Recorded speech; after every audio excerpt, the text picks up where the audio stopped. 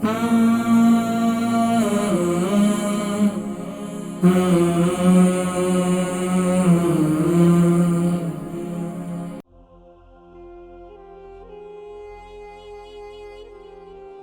की प्रॉब्लम है इनको 2 साल से, और इनको 2 साल से बिल्कुल स्मेल नहीं आ रही। जी अस्सलाम वालेकुम रहमतुल्लाहि व बरकातहू। वालेकुम सलाम।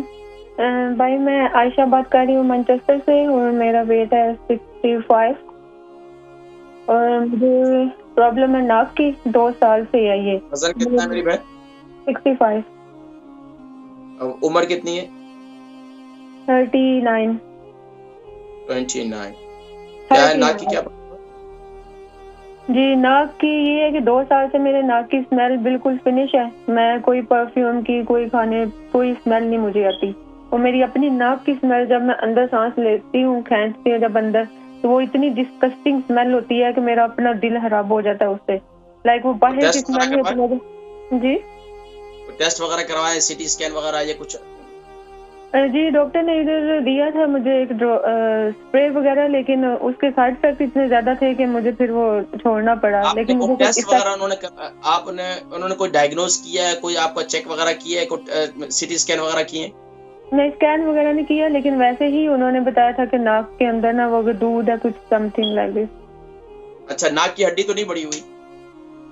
मे बी ये मैंने पाकिस्तान से चेक करवाया था, वो कह रहे थे कि है ये नाक की प्रॉब्लम हड्डी की है, लेकिन अच्छा। 2 साल से स्मेल की प्रॉब्लम होगी अब। अच्छा, इसमें से आपको ये इस वबा के दौरान ये कोरोना हुआ था? नहीं नहीं नहीं। अल्हम्दुलिल्लाह, अल्लाह पाक आपको शिफा अता फरमाए, इंशाल्लाह ठीक हो जाएंगे। मैं जिक्र करता हूँ इंशाल्लाह, ठीक है। और दूसरा, सॉरी, मैंने अपने बेबी के बारे में बात करी थी। वो 4.5 साल का है मेरा बेटा। उसकी नाक से ना वो ये फ्लेम जो है ये नहीं खत्म होती। अच्छा, नाक से जो है वो नाक बहना बंद नहीं होती जी। अच्छा, ये बताएं कि आप लोग घर में हीटिंग वगैरह कितने इस्तेमाल करते हैं? हीटिंग ठीक है, नॉर्मल वेदर अगर ठीक हो तो नहीं चलाते, अगर हो सर्दी तो फिर चलानी पड़ती है। बच्चे को बाहर जब लेके जाती हैं तो क्या उसमें थोड़े से एहतियात करें, और दूसरा ये कि बच्चा जब रात को सोता है तो वो अपने ऊपर रजाई वगैरह लेता है? नो, उसे थोड़ी सी रजाई दें, वो सारा वेट हो जाता है पसीने में।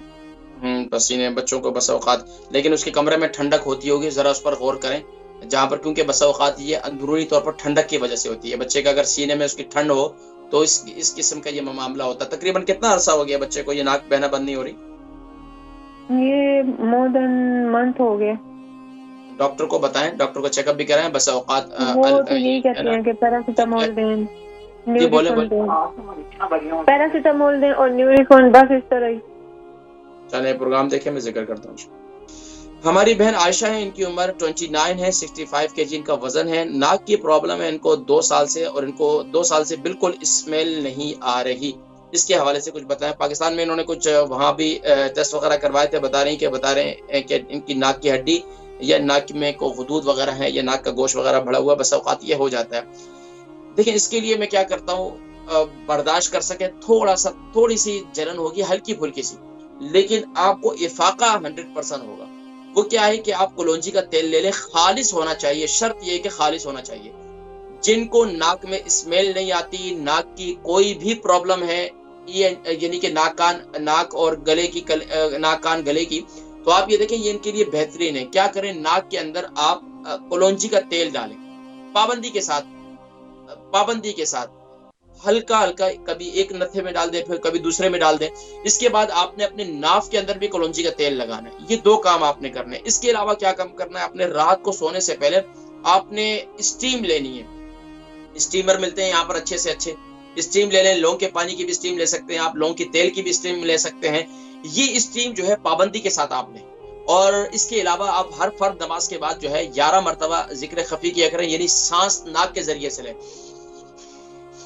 यानी कि आप ऐसा किया करें, जैसे सांस खींचेंगे तो अल्लाह और छोड़ेंगे तो हु, यानी कि ये बुजुर्गान दीन का तरीका है जिक्र खफी का। तो ये इस तरीके से करें, इससे दिमागी जो नसें हैं, ये दिमागी नसें जो है, हम बस औकात यूके यूरोप में रहने वाले तकरीबन जितने लोग हैं वो मुंह से सांस ज्यादा लेते हैं, नाक से कम लेते हैं। तो इससे क्या होता है, दिमाग की जो नसें हैं और ये हिस्सा सारा मुतासर हो जाता है और फिर आगे जाकर हम सर दर्द के भी शिकार हो जाते हैं। तो इसके लिए आप क्या करें कि लाजमी तौर पर एक तो नाक में कलौंजी का तेल भी डालें और इसी तरीके से आप स्टीम भी लें और हर फर्ज नमाज के बाद 11 मरतबा जिक्र खफी इस तरीके से करें तो इससे इंशाल्लाह आपको काफी फायदा होगा।